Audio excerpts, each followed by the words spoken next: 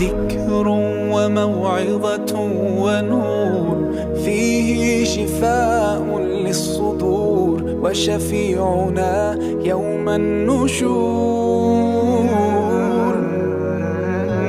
آياته تروي المدى وصفاته نبع الهدى، نلقى الجنان بحبه،